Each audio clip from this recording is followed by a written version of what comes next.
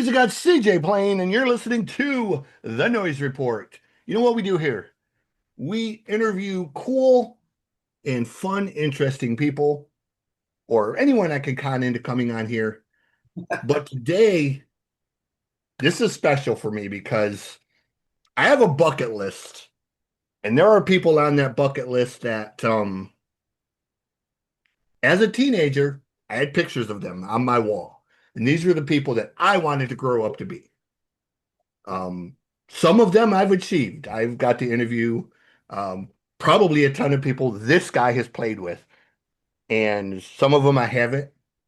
Uh, but it is a real honor to have Mr. Matt Bissonette on here, who Man, has played on a number of my favorite records, written a couple of my favorite songs, and has played with pretty much all of my favorite artists.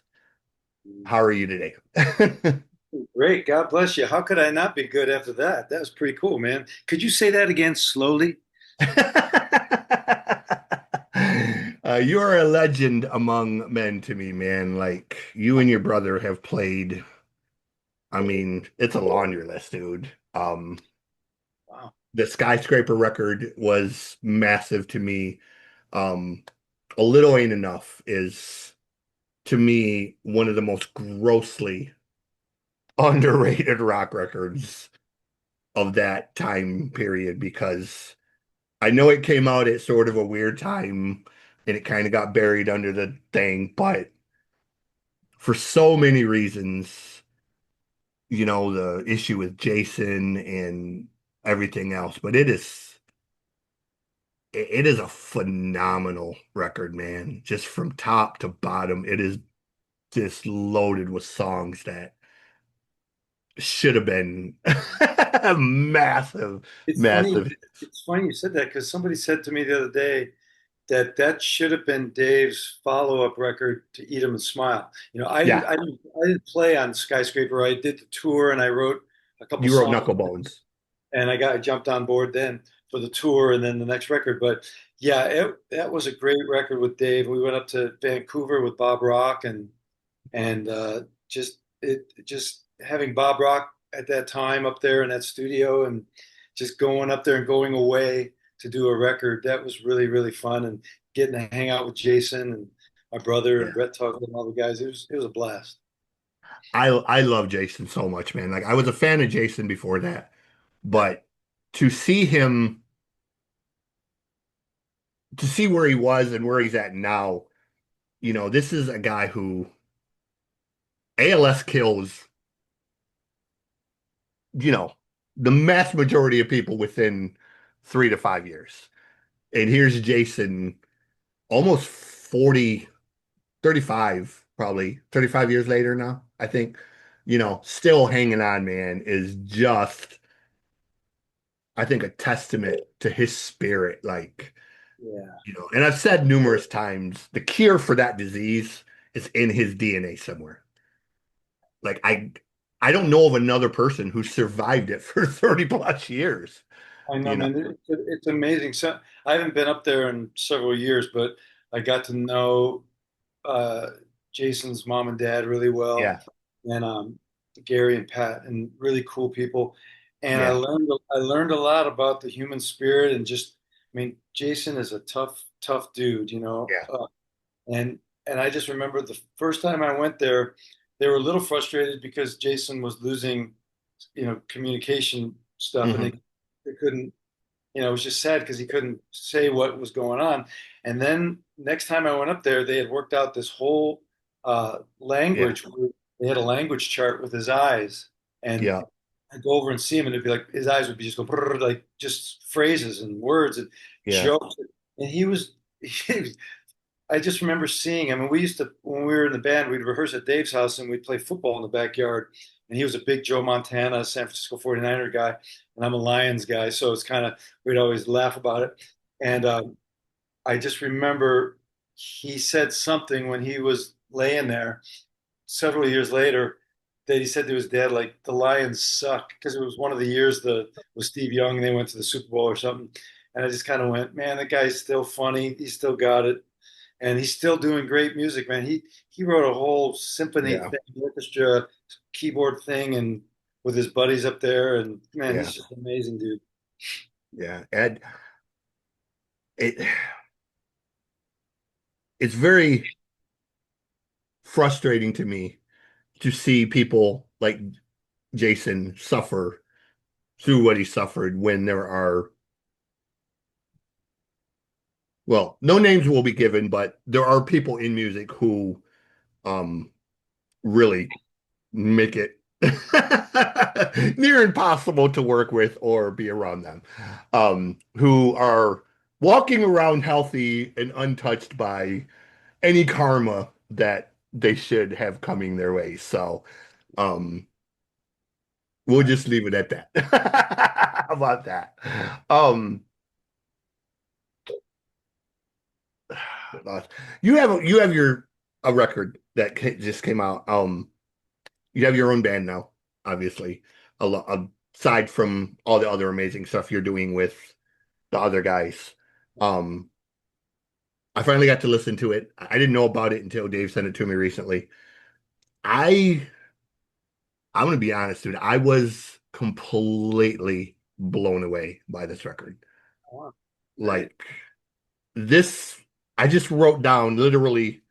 This is what I wrote down for it. Sound Like, of my childhood. I love it. I love I that. mean, there's so much on this record that just it's like I hear the Rick influence, I hear the David Lee influence, I hear the ELO influence, the Beatles influence. I mean, there's so many little pieces on this record that just remind me of the music I listened to growing up, you Yeah. know, and it was just like, this is, Dave said it was a great record, and I knew it was going to be good, but it's even better, man. Like this, it caught me off guard, honestly. Like, I really, really appreciate that, man. um, It's great to hear, and we've been hearing really good things about it. And I mean, it was just such a fun thing to record and to do. It took us a little while during, we started at the end of COVID, I think, and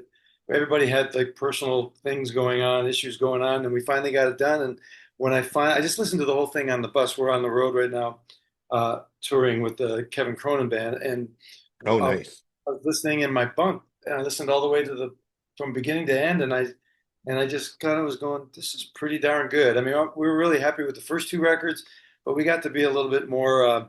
We weren't worried about airplay or the whole game of the record business and trying to do this and make every song the same. We just decided to put out a record that we would want to do without anybody telling us what to do, and everybody's got their own studios and stuff, so we could take our time and do it and not really have any like bullseye of going, every song has to be in this vein. We wanted every song to be completely different, and it just pulled from all the things like you're talking about. It reminds you of different bands, and that's nice of you to say that from your childhood, because you're a lot younger than I am, so that's a good thing. So I don't know if I'm that much younger than you, honestly. I turned 55 next year, so you're a um spring chicken, man. 63 years.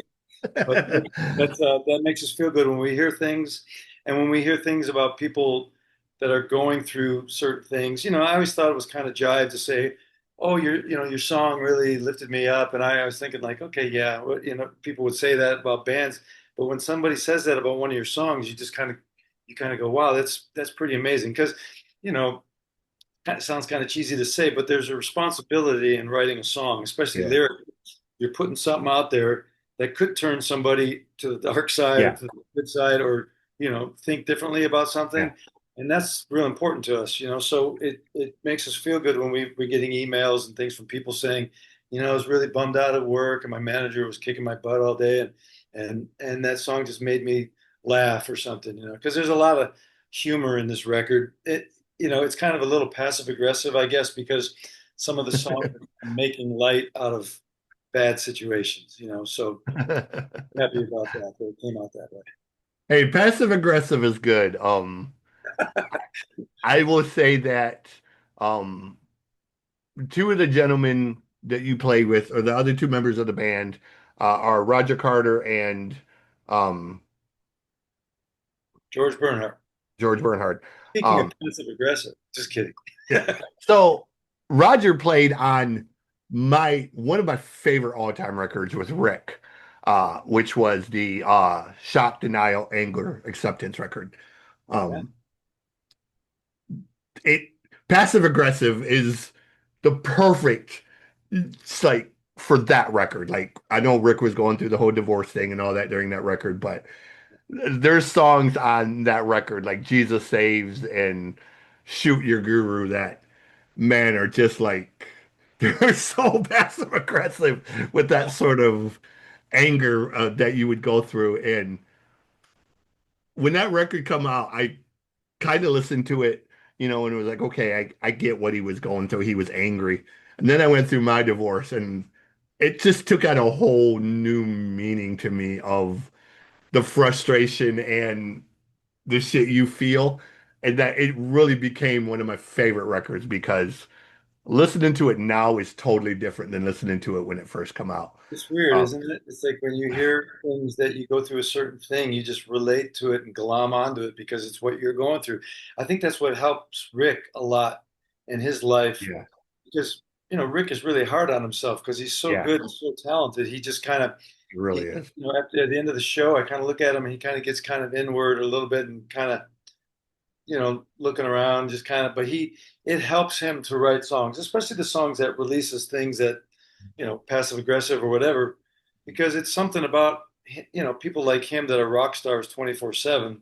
It's a lonely life, man. I mean, Yeah. it may seem like it's this glamorous thing, but that guy's working his butt off every day. And I think it's great that he lets it out in music sometimes, And that was one of the crazy things when we were writing the few records that we did. 'Cause I think I played on that record too, the Shock Denial Anger. I think that's when I just joined the band, I think, and we did it at Rogers Studio, where they Okay. did it. So, and I remember at that point, I was told Rick, I said, "Hey, why don't you let me co-produce the next couple records with you, and we'll do it real quick." And the funny thing was just kind of like it was kind of like John Lennon and Paul McCartney, where like John would come in with a song that was kind of dark, and then Paul would try and make it more bubblegum or whatever. How they'd always fight like that. Rick and I used to always laugh because we were just kind of approach songs from two different places. Sometimes he'd be the dark guy, I'd be the light guy, and sometimes I'd be the dark guy and he'd be the light guy. So it was a lot of fun. Rick is a great guy to write with, and he's just a Yeah. great. I've heard so many great things about Rick. I'm really good friends with Matt and Heather, um, from Desert St. Marie, and I they speak so highly of Rick, like having opened for him so many times in that, and toured with you guys or toured with Rick a bunch of times, and Rick is really. I've never got to meet Rick or talk to Rick, but he's another person who's on my bucket list of people that Right, you I should give would. him a call. Give him a call. He's a great guy. He was Yeah, one of the reasons why we did the Squirts. We were first getting together writing music at my house, at my studio, for licensing music, TV, and movies and stuff like that.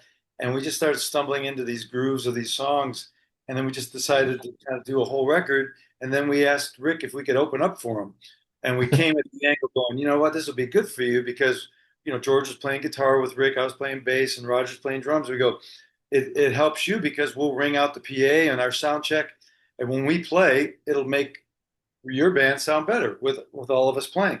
So he's like, okay, let's do it. So he like no didn't even think about it. He just goes, let's do it. So we were selling our CDs and T-shirts and hats and stuff, and he was gracious enough to do that, and it was yeah. just pretty amazing for a guy to do that, So he's very big-hearted and a good smelling man. I've made the joke numerous times to people that him and Mitch Malloy have secretly found the Fountain of Youth and are hiding the location because neither one of those men have aged. It looked like they've aged a day since, It's you AI. It's definitely AI, and he was the first clone, first rock star clone. So, know. man, Nice. I teased Mitch about it too when I interviewed Mitch.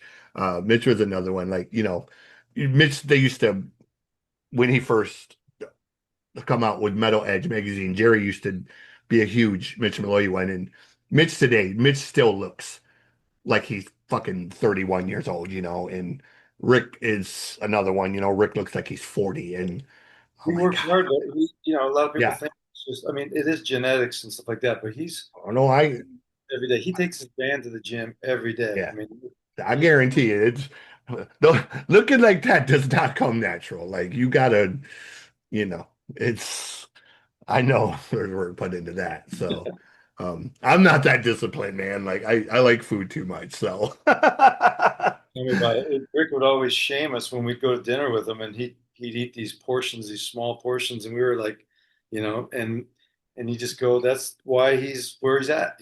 So it's a yeah, discipline, like anything. yeah. My mom dated a guy when I was a teenager, and he drove me crazy because he would only eat like these really tiny portions, and I was like, "How do you survive eating like that?" And he's like, "I don't eat to enjoy food. I eat to survive." That's right, man. You know what? And I just lost 25 pounds before the last couple of months, and I did the Nutrisystem diet, and then lost 25 pounds. Then I was like, okay, so I'm going to go on the road. How do I reintroduce real food on the road? Because there's food everywhere, backstage and Mhm. days off and stuff. And so far, so good. But man, it's hard and disciplined for him to do that for 50 plus years. It's pretty Yeah, redonkulous. So trying. All we can do is try. yeah.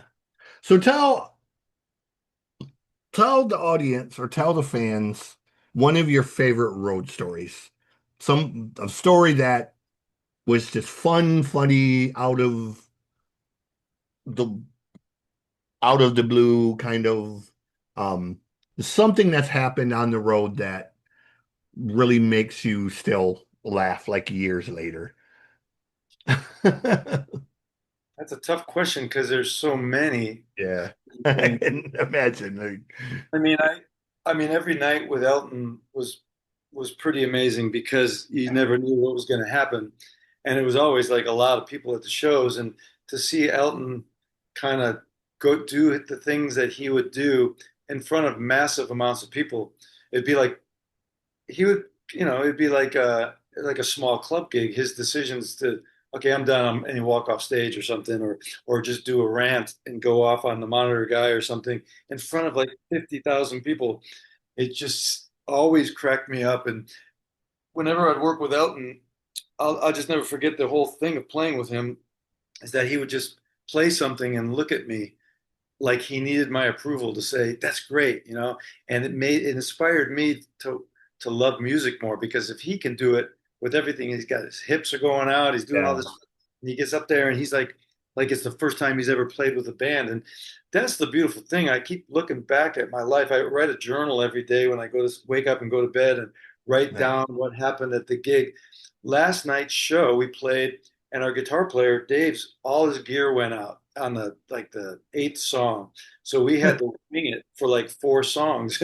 Kevin Cronin was going, just looking at the crowd, and there was nothing we could do. He goes, Matt, tell a joke, and then you have to tell a joke to all these, you know, 3,000 strangers you've never seen. You never know what's going to happen the next night on these shows, and gear breaks and you have to ad lib it. Yeah. And the amazing thing for me is that I'm sure that in 40, 50 years from now, when something happens in the world where bands don't tour anymore, we're all going to look back at this and go, our grandchildren are going to go, you mean, Grandpa, you used to get in a bus and everybody would drive to a city and load all this stuff like a circus, play, tear down the circus, and go to another city and do the same thing. It's pretty incredible, the music business, what it does. And you wonder, and I wondered during COVID if that was just going to stop completely. And it's great that everything's up and running, but you wonder about the next time, how sad that would be if it doesn't happen. But it's such an effort for band and crew and management to Yeah. map these things out. It's just an amazing thing that I'm so glad music, and it's really, and I'm really realizing how much people still love old style music, the 80s and the 70s and the 90s. They're like, they're going to see every cover band that plays like U2 or plays Yeah. this. That is amazing to me. It's kind of a study of people really loving a certain era of music so much they just don't want to let go, and they'll pay full price for a cover band, and that's amazing, you know. So there's that void There's in a the few young stars out there, man, that are really oh yeah. leaning into. Um, I know when Youngblood came out, I wanted to hate him so badly. I don't know why. It was just, maybe it was his look or whatever. I just wanted to hate him so badly. And the kid is just, some people are born to be rock stars. And Youngblood, I've told people if Elton John and Joe Strummer had a son, it would be Youngblood because he's got that big personality like Elton John, but he's got that punk ethos like Strummer had, man. And the kid is just a fucking rock star. Um, before my divorce, I took my stepdaughter. It was her first concert, took her to see Youngblood. And this kid has asthma. Oh really? For 3+ hours, he was on that stage, back and forth, up and down, across the light rig, stood in the middle of the crowd with an acoustic guitar, played, ran across the bar. He didn't stop moving for 3 hours. Mm. And I just stood there like, as somebody who's seen 1,000 shows, I've seen everybody from Malmsteen to Doro, Dio, Dokken, Europe. I've seen Motorhead and Manowar, uh, Queensryche, Crimson Glory. I mean, I've seen everybody under the sun. This kid just blew me away. And I was like, Yeah. I have to like him. I just can't think of any reason not to like. And he's gotten better and better. And then he did for the Fall Guy movie, he did that cover of I Was Made for Loving You. And even Paul Stanley and Gene Simmons come out and said, best Kiss cover we've ever heard. Wow. And I just like there's a few people like him though that they're leaning into that sort of style of like, okay, this is what I grew up with, and this is where we're at now, and we're going to kind of merge them.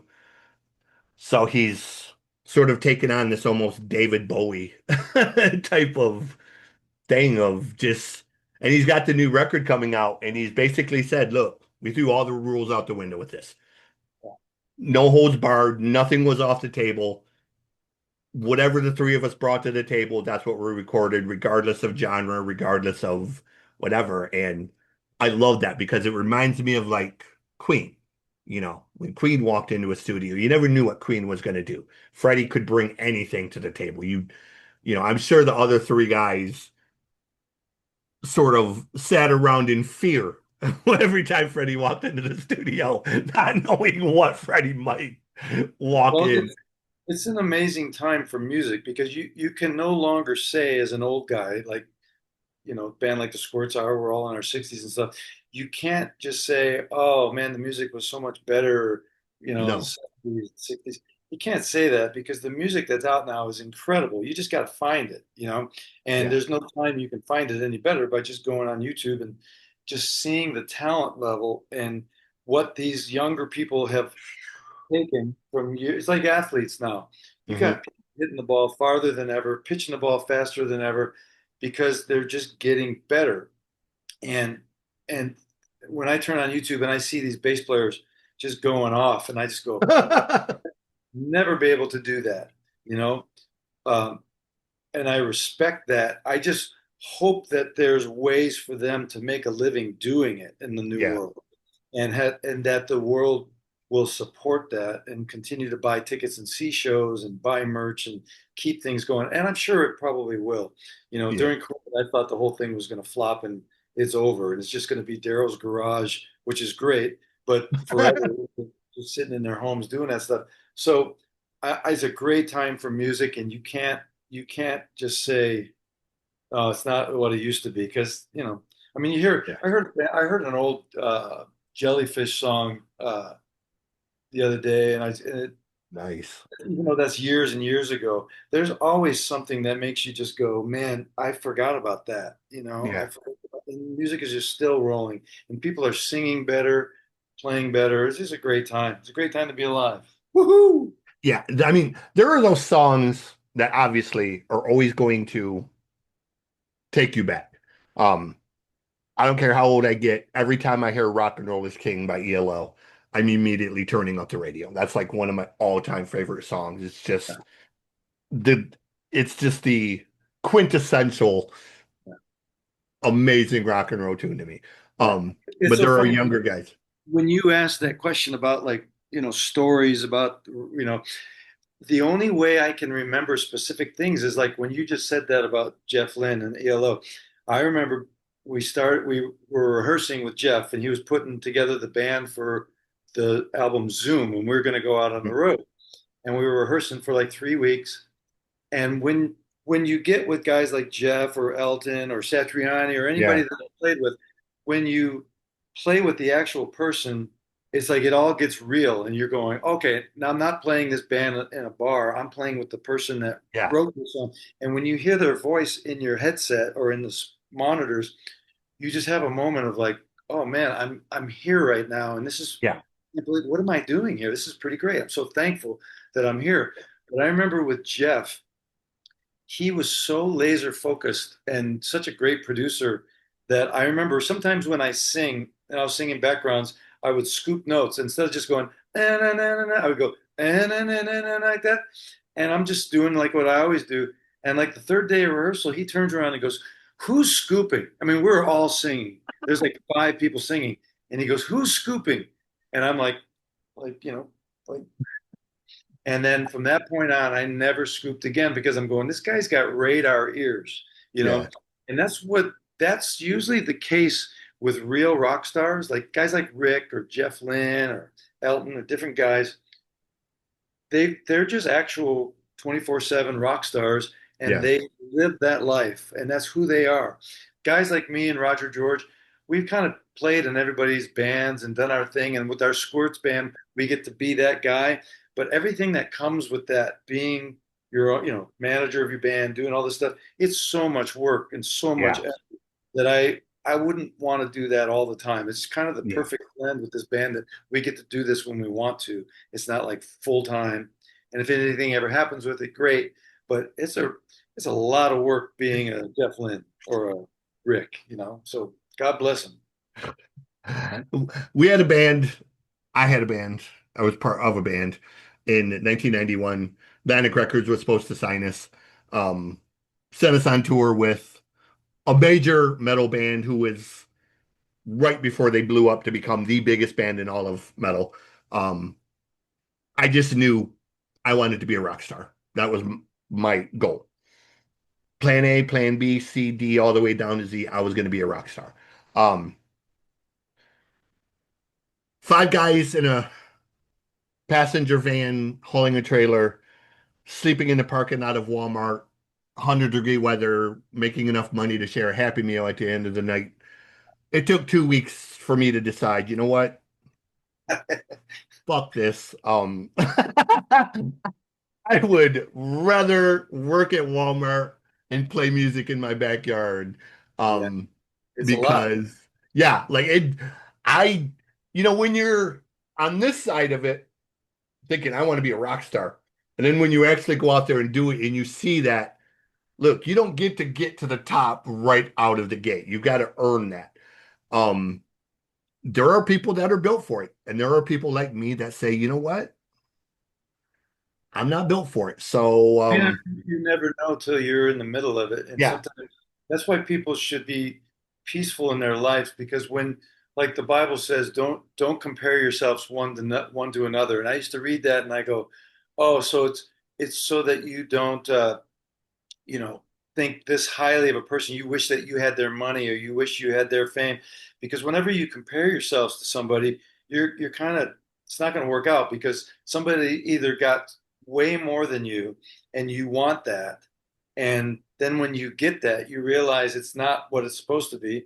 And it's just kind of an empty promise when you're comparing yourselves to people. And I just remember we had a band called the Mustard Seeds that we had for a while, and we were hitting it really hard and suffering to playing clubs and all original music and stuff. But it was hard out there. And I remember when my son was born in 1996, it all got real. Like in the yeah, minute that it came out, I just went, How am I gonna support this kid? Now I've got responsibility. And I remember I pretty much just went to go get a FedEx job. And so I called them. They said, okay, well, come in the line at 4 a.m. and we'll, stand in line and we'll talk to you. And I go, 4 a.m. Forget that. I ain't getting up at 4 a.m. That lasted about 12 hours. It's just, I can't do anything else besides Yeah. music. I'm not smart enough to be a business guy. I'm not built for certain things. I just had to find a way to make it work. And Yeah. that's the thing. When you're in a van with your own band and you're doing that, it can just seem like the first gig, I've had it, I'm done with that. And sometimes it just gets better and sometimes it doesn't. It's kind of a commitment and you gotta, Yeah. be ready for it. Like I said, I pivoted. I like, look, okay, I'm not going to be a rock star, radio DJ, band manager, promote festivals. I'll do something with music, but um, it's not going to involve shoving five adult bodies into a small van, sleeping with your face in somebody's ass Right. all Well, night. Oh, look at the police, man. I yeah. remember friends telling me they saw the police pull up at a club called Madame Wong's in 1979 or something. I don't even know. Maybe before then. They pulled up in a Volkswagen van and unloaded their gear, all their gear, played a Yeah. set to like 10 people. Not even that much. They played it and they put their stuff in the car and they went. I mean, if they had given up, we would have never heard all that music. But they had Right. to do it too. They did the work, and God That's bless what them. I'm saying. So you got to know, and you're fine doing what you're doing. It's great. Yeah. It's worked out great. Everybody finds their area. So It's surreal to me. Like, as going back to what I said in the beginning, as the 14-year-old, 15-year-old foster kid going from home to home, who always had the walls covered in posters of the people I idolized, the David Lee Roth, Cinderella, Doro, Lita, all of these people that I wanted to be or be like. I didn't want to be them per se, but I wanted to sing songs. I wanted people to hear my music. And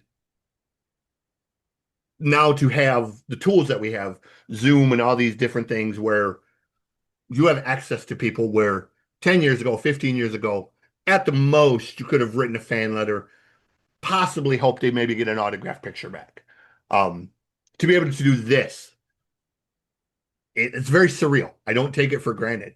yeah, It's it is good the other way around when musicians get to talk and tell their story and promote their records and do stuff. I mean, it's an amazing turn of events, isn't it? The internet, for yeah. good and bad, everything that comes with it, to be able to have a conversation with a cool guy like you and just talk and just kind of, you know, it's kind of like that story you never really know that once you meet your heroes, they're not all Yeah. they're cracked up to be. But I find that the more that I've talked to people that are successful and done well in the music business, they're generally really nice people, Yeah. To be able to talk to them for like a half an hour or whatever on an interview like you get to do, that's pretty amazing, man. That's pretty cool. So, I've I've never really had any bad experiences per se, with anybody, thankfully. so Um, the worst one I had, I I was set up with Johnny Winters. Johnny just wasn't in the mood to talk that day, and it's fine. It's Johnny Winters. Like, Johnny Winters has earned the right to do pretty much whatever he wants. And his answers when I asked him were yes and no. He was not going to elaborate. He was not going to spend a lot of time. So after about 5 or 10 minutes, I was just like, "Hey, thank you for your time. I'm not going to bother you anymore," because it was obvious he just didn't want to be Well, that's there. the funny thing with musicians, all of us, depending on the day, you know, Right, and you never know what's going on in his life that day, and right, like sports guy, I never understood how here you lose the World Series on a walk-off home run, and then an interviewer is right in his face going, "So how does this make you feel?" At that moment, they have to just go, okay, I'm a professional baseball player and I get played. I have to do this part of my job. But sometimes they just snap because their yeah, emotions.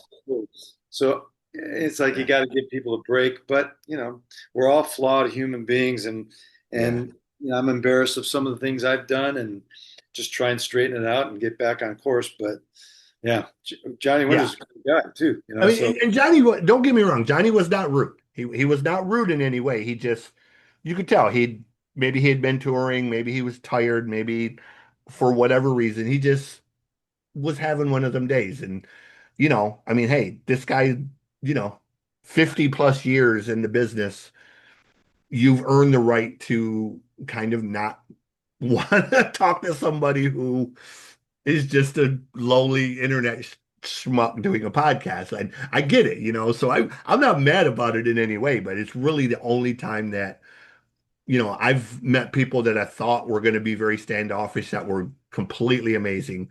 Right. Um, I've met people that I adore with my whole heart that were even better, you know. Getting to interview Jeff Scott Soto, you Yeah. know, was even better because I've idolized that guy since day one.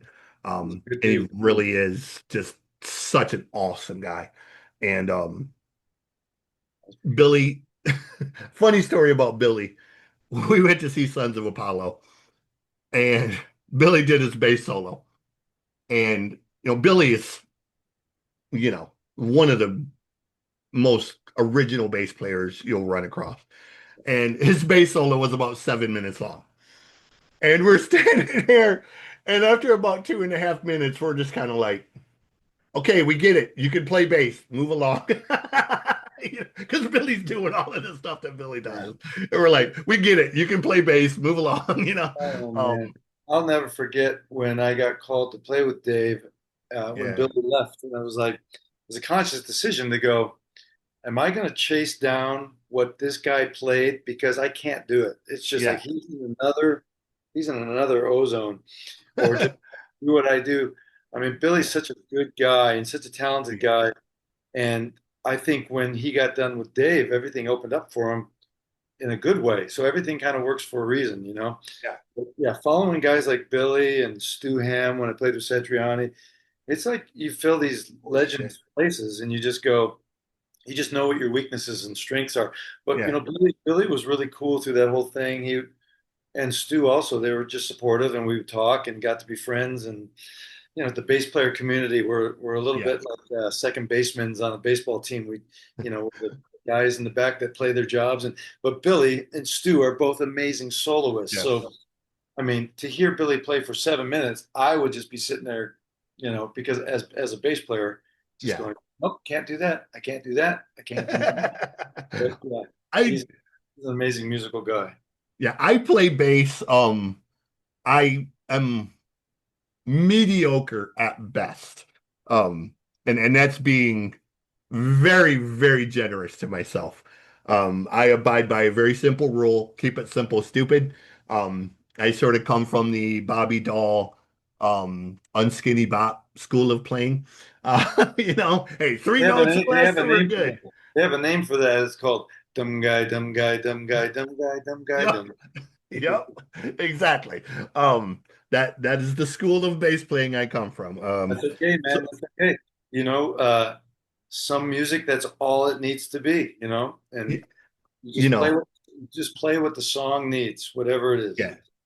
Some bands make a career of being super technical. Some bands make a career of just being who they are. AC/DC has not changed anything in 50 years, and it works for them, and people love it. And God bless them for all of the decades and decades of monster songs that they have Yeah. provided. I mean, you kind of make your mind up as a band whether you're going to maintain, like AC/DC does, you're going to maintain that sound and that spirit of that song for the rest of your life.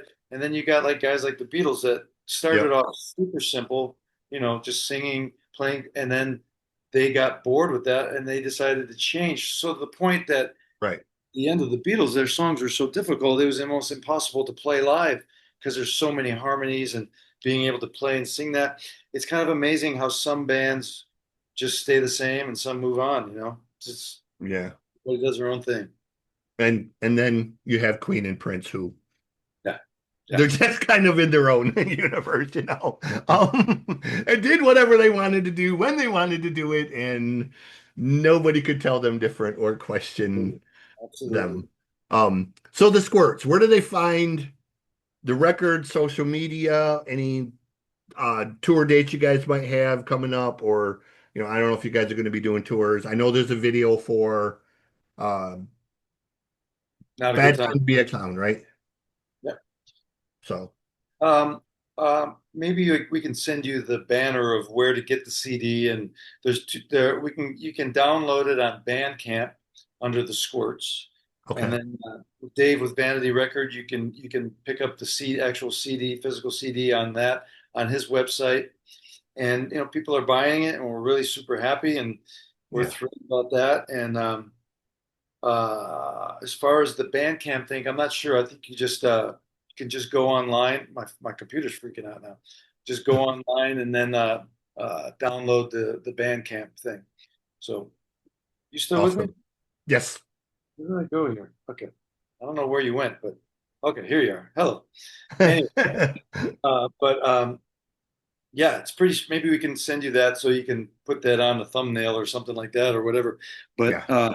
we have no real plans on getting out on the road. I'm on the middle of a tour right now, and the other guys have been out on the road and doing different things too. But we're trying to get something together, maybe in the fall, to maybe play some shows and get out, maybe jump on a tour or something. But we're talking about it, and we'll see what happens. That would be great. Beautiful. And I want to end with this because you mentioned it, and I didn't know beforehand. Um, your thoughts on being a Detroit sports fan, because so for so many years, Oh, as Jason kindly told you, the Lions suck. oh, Um, it is a really great time to be a Detroit sports fan right now. Like it has turned completely on its head over the past 3 or 4 years. And yeah. what are your thoughts? It's funny. We played the Little Caesars Arena with Elton, like I think 2017, and Nice. I remember I went up and did an interview at Mitch Albom's place up there Oh, downtown, wow. and I went on there, and they were just ragging on the Lions because they were in the middle of they lost like seven in a row. It was around that Mhm. time, and I mean, what they've done is just so amazing that. My son, who's a baseball player, he was drafted by the Pirates and he's still playing baseball on the East Coast. Oh, He nice. We went to the 49ers Lions game this year, and the amount of Lions fans that were there. I mean, the Lions fans travel well, and well as the Tigers and Red Wings. That never leaves you, man. When you move to Yeah. California, you cannot get that out of your system. I am not an LA sports fan. I'm going to go see the Lions play the Rams in December this year, bringing my Nice. son with me, and I can guarantee it's going to be 80% Lions fans. And to see that turnaround, I mean, we've seen it with the Tigers and we've seen the Red Wings. My dad and Yeah. I, family, we would watch in California. We'd watch those Red Wing games when Vernon and Patrick Waugh were Yeah. fighting and all that stuff. It just never leaves you as a sports fan, Detroit sports fan, and it it is amazing to see how he's turned that thing around. I mean, all the management and all the I'm a little bummed that Ben Johnson left, and I'm more bummed that Yeah. he went to the Bears because that's kind of Right. flirting with the enemy. You don't go there, so a little bummed about that. But everybody's got to do what they got to do. I'm really excited for this next season, and man, I'm just a huge Lions guy. So just got to Yeah. keep it going. We got to get to the Super Bowl this year. Come on. Yeah. I am enjoying watching the Tigers this year, man. The Tigers are just it's something about them this year, man, that they've come out and just decided that they're not going to give up anything. And um, the Lions obviously are poised to have an even better year, I think. Um, I hope so. I I worry a little about Aiden, but he's such a tough kid and he's such a phenomenal human being. Like he really, you know, they Yeah. he's just one of them kids you can't help but sort of Last like what he's about. last Um, year made me just jump in that pool even more because I was watching a bunch of local Detroit podcast guys. I can't remember their names. It was just like keep being drawn into a family this year. And when yeah. they finally lost, I kind of wonder if they had the juice to beat Philly at the end because Philly was pretty Yeah, loaded. So that, I think it might have gave them some spunk for next year. We'll see, We'll see. This yeah, is a tough division, and I'm sure they're going to hone in their, I mean, because Vikings lost the first round and we lost it. I'm sure they're going to. That's probably a good thing. They'll probably yeah, spice it up for next year and not focus so much on the crazy plays as much as just playoff, staying healthy and playing good playoff football. yeah. So I love Dan Campbell. I did. This that guy is just, how you can know, you? He's amazing. I yeah, like sometimes when we were playing with REO, it was REO last year. This year it's Kevin Cronenberg. right. Kevin always had me do this. What's the weather report for tonight? And I remember playing at Pine Knob or playing someplace in Detroit, and I would just go, I got one word to say, Dan Campbell, and the place would just go, Yeah, say Dan Campbell, and it's yeah, like the guy is giving life to the city for that stuff. yeah. Yeah, He's a different breed, man. Like he just yeah, big old, like I love that spirit, bro. Like yeah, he's just a beast of yeah. a guy, and he's a thinking man. He's He, loaded up for this year, so I'm sure it's going to be a good yeah. year. Um, Matt, thank you so much for taking the time to do this, man. Thank you, I am sir. Pleasure, honored so much to have you on here. pleasure to Um, meet you, man. And then, absolutely. oh man, you know what? I played in the marching band at Band Day, playing trombone. Remember when they bring the bands out on it'd be like 106,000 people, and then the Yeah. band, all the state would come out there, and I was like, playing trombone, and I'll never forget the sound of that crowd on the field, man. So you're in a good place there in Ann Arbor. Yeah, I'm so proud I grew up where I did. Going all the way back to massive concerts at the Pontiac Silverdome, Yeah, seeing Pink Floyd there, seeing um, so many amazing Journey and WrestleMania 3. Um, it was a time in an era that I know it's kind of lost, but those of us that were there remember that, it was such an epic yeah. time. Well, I And remember my brother and I used to play in the jazz band at Pontiac Silverdome for the Lions games. We right. and with the Brookside Jazz Band, different jazz bands, we'd be playing there, uh, and being in that Silverdome when the Lions, struggling going through it, but Yeah.